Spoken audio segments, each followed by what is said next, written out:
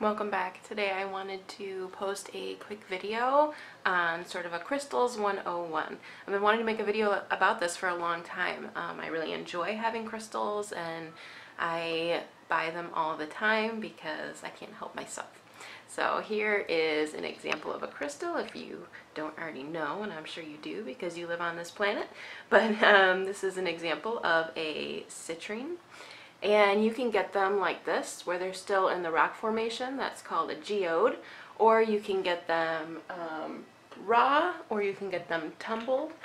And tumbled is sort of another way of saying like a really smooth, polished stone. So, for example, here is a, here's a tumbled stone. So they usually are the kind that come in different shapes, like hearts or angels or bears, or even just like perfectly, round, shiny types. Those are tumbled stones.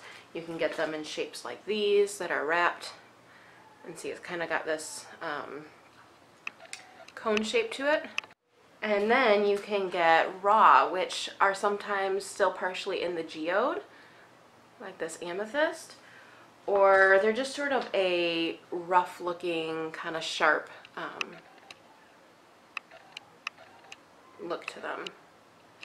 And then, like same thing with the selenite. So just because it's cut in a shape doesn't mean it's not raw. But let me see if I can find another example of a raw one for you. So here's another raw amethyst. And the reason why, if you take a look,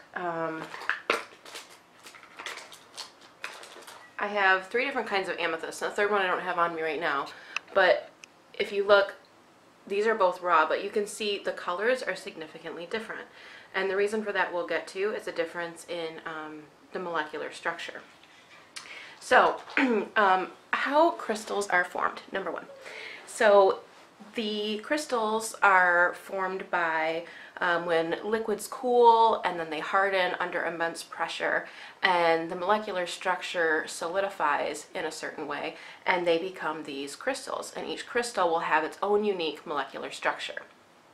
So these structures, as they solidify, they always form these unique stable patterns, and these stable patterns are where we get this idea of sacred geometry, like my icon, the flower of life, and that sort of thing. This sacred geometry, these are crystalline molecular structures. And so there is this element already of magic to them, and I know that it's sort of the place where science and the esoteric combine, and you will have to do your own research because many people think that there are no special capabilities to crystals. They're just rocks. They're just another part of nature. And some people find otherwise. So the thing about crystals, what makes them special, is in how they're used. When we consider that all things are energy, we also must consider that energy vibrates. And so on that, we can take this, for example, the selenite, and we would say that this molecular structure, its energy is vibrating, just like my body has its own energetic vibration, even emotions, the universe, planets, that sort of thing. All things have energy which vibrates. So these vibrational aspects, the idea behind them in using crystals is that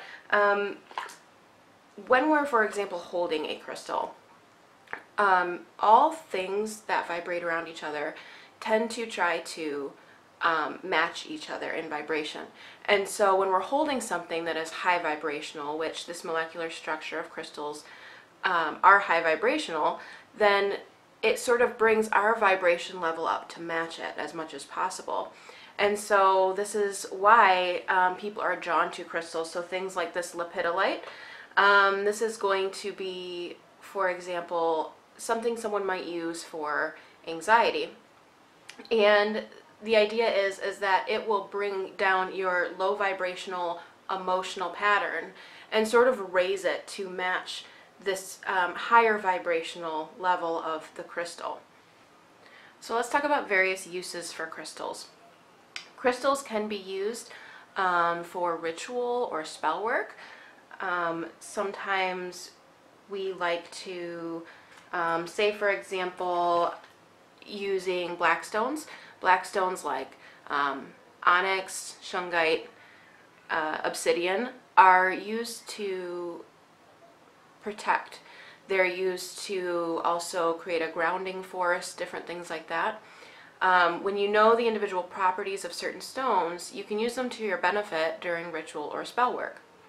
So say you want to create a layer of protection to your spell, or you want to create a layer of grounding, like if you're doing some sort of divination and you want to stay kind of 1 foot grounded in this plane, you might use a black stone on your altar or even in your spell work at all. You can also use them for chakra balancing, and so you would have different stones, their colors, correlating with the properties that goes along with that chakra. So, for example, your root chakra being red, if you find that your root chakra is out of balance, you might use a red type stone to bring that back into harmony within your system. People also use pendulums with quartz tips to rebalance the energy fields within the body as well. I plan to make a video soon about chakra centers, how to balance your chakras and things like that very soon. On top of that, you can use them in a crystal grid. I myself have used crystal grids for certain things. I'll put a picture of one right here. You can just create the grid yourself, or you can use these wooden boards that sort of lay it out for you. And the idea is that crystal grids can offer a certain combination of those energy fields in a way that will serve a purpose that you have. I once used a crystal grid for a dreaming situation. I used one once when I felt that there was sort of a negative entity attached to a certain room in my home, and I created a protection crystal grid. So for example, you might use rose quartz in your crystal grid, these pink stones for a compassion, love, a very peaceful vibration. And you might use selenite, for example. I really like selenite, like I said, centered, to amplify an energy, to spread it out. You could use certain stones to direct the energy back into the crystal grid to sort of make it compact energy, if that makes sense. I'll make a video on crystal grids more specifically because they can be really confusing. But just as a basic overview, crystal grids will help you to serve a certain purpose, and you would lay them out in a certain way that is uniform and intentional. Now I want to talk about crystals as it is, as a tool. So things like spell work, ritual, Reiki, and crystal use, things like that, those are external uses of earth energy to serve as a tool, as a stepping stone. You are not less of a nature person or less of a hippie or less of anything if you do not use crystals and things like that, because they're just tools. Essentially, all of the energy that we need to possess is within our bodies already. We have all of that power that we need within ourselves, grounded within our chakra centers, grounded within our willpower, and within our intentions. That said, to get extra and amplified energy and to set intentions, we may wish to use certain tools. This is why Wiccans use ritual or spell work, or they call upon the elements. And some people will use crystals to assist them in their spell work or their chakra balancing, whatever. These things are optional tools. They're not things you have to use, but they always are like sort of having an extra hand in life. They're an extra way to bring about change for ourselves. So uses for these crystals, for example, when you get to know the properties, you can use them to balance certain problematic situations in life. For example, anxiety or like using hematite for arthritis, the magnetism there and how those properties affect pain and inflammation. Like I said, amethyst for peace and calm. There are stones like lepidolite for ADHD or racing thoughts, and the vibration of that helps to bring us out of that lower energy field where our thoughts are muddled and we are stuck in ego and we are more enveloped in the disillusion that is Maya in this life. And so this will allow us to be using a tool to help us raise our energy level to the next plane. I also want to talk about how to cleanse and activate your crystals. So something that you need to know is that each crystal, as I said, has a different molecular property. And in such, they have different abilities to handle certain elements. Like some stones just can't be put into water. Some stones can't be, put in the cold, things like that. So like geodes and even amethyst, you really don't want to get water on amethyst. This includes Himalayan salt. If it gets wet, it just melts because it's salt. So there are some things that you can look at. Most tumbled stones are going to be water safe. So just so you know that every time you want to think about cleansing or consecrating a crystal of yours, you will want to Google real quick what is a safe way to cleanse that particular crystal before you jump all in. So first of all, why do we want to cleanse a crystal? Okay, so like I said, all things that are energy pick up on other energies. And so say you buy a crystal from a metaphysical shop, or you are given a crystal or whatever, anyone who's touched that, anyone whose energies have been around it, is going to pick up some other vibrations. And you really don't want, all the vibrations of people that are coming into, for example, a metaphysical shop with all of their baggage. You don't want to bring that home with you and try to work with it so much before cleansing it. So a simple way to cleanse your crystal is you're just going to sage it. So you're going to light your sage right here. You've got a little sage bundle, and you go ahead and light it, and you're going to pass the crystal through the smoke several times. And as you're doing this, you want to just sort of envision any negative energies like a dark smoke that's just going off and evaporating into the ether and leaving it crystalline on the inside. You want to picture any darkness just leaving the crystal itself. You can picture it evaporating with the smoke from the sage or whatever helps. Other ways that you can cleanse a crystal would be, if appropriate, running through running water, preferably spring water or a stream. Some sort of running water is best, but because we live in the real world, we just use tap water sometimes. Two other ways to cleanse are with sea salt, letting it sit underneath the salt, or also burying it, which is something I've never done because I fear I would just not remember where I buried it. You can also bathe them under the full moon. And this is something that's really easy to do if you have a porch or somewhere private, even just like a windowsill where the moon will come in through your window. Putting them out on a full moon is very intentional, and it really recharges them with the energetic waning and waxing of the moon cycle.